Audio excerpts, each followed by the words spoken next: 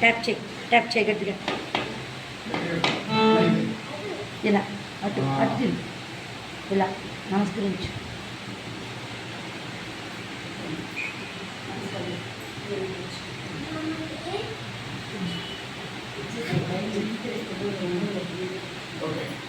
మహామంత్రి ఇండియా తర్వాత ఏమి చేస్తున్నారు?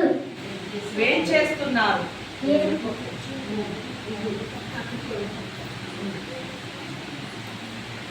ఏమి చేస్తున్నారు? ఒక సందేశం ఉంది. అటులనే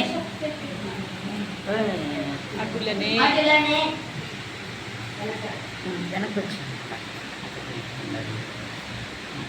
నా రాజా ఇర్మియా ప్రవక్త వద్ద దేవుడి యొక్క సందేశం ఉంది. ప్రవేశపెట్టుడి. యెహోయాకీము రాజా, దేవుడు ఇలా సెలవిస్తున్నాడు, నీవు నీ తప్పుడు మార్గాన్ని విడిచిపెట్టి నాకు విధేయుడు అయ్యుడు, లేకపోతే నీకు నీ దేశానికి శ్రమ వస్తుంది.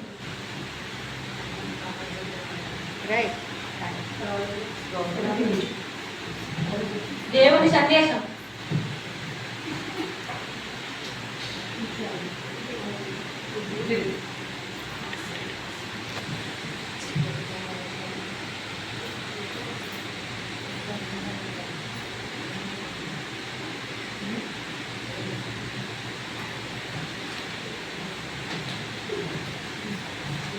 నీ దేవుడైనా అది నేను విడదలుచుకోలేదు.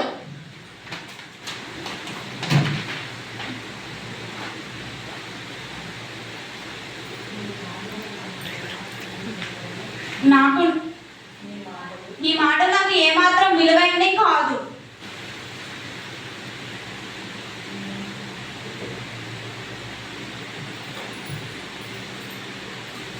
యెహోయాకీము దేవుని హెచ్చరికను తిరస్కరించాడు.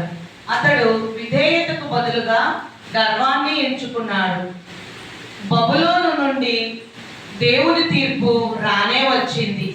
యెహోయాకీమును త్రాళ్లతో కట్టి రథముతో ఈడ్చుకుంటూ కొనిపోయారు. రెండవ దృశ్యము, దేవుని తీర్పు రానే వచ్చింది.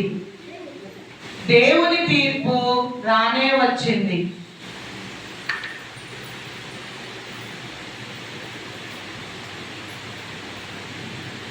యాక్షన్.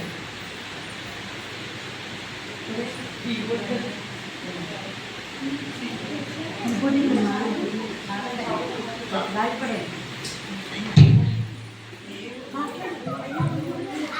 అయ్యో ఇక్కడ ఏమి జరుగుతుంది? ఇక్కడ ఏమి జరుగుతుంది? దేవుడు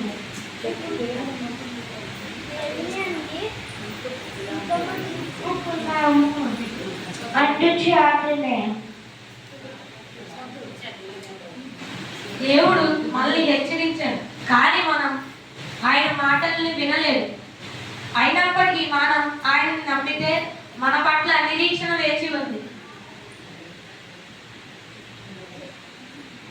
మనం రాళ్ళను చెట్లను విగ్రహాలుగా చేసి ఆరాధించాం అందువలనే.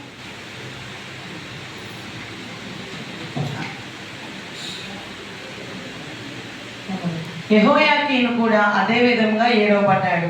సంతానహీనుడిగా పరదేశానికి ఏడవబడ్డాడు. తదుపరి దేవాలయం పూర్తిగా కొట్టివేయబడింది. సంవత్సరాల బానిసత్వంలో ఒక నూతన నిరీక్షణ, ఒక వినయశీలి అయిన నాయకుడిని ఎంచుకున్నాడు. యెహోయాకీను మనవడైన జెరుబ్బాబెలు. అయితే ఇశ్రాయేలీయులు యూదులు ఇంకను బబులోను చెరలో ఉండగా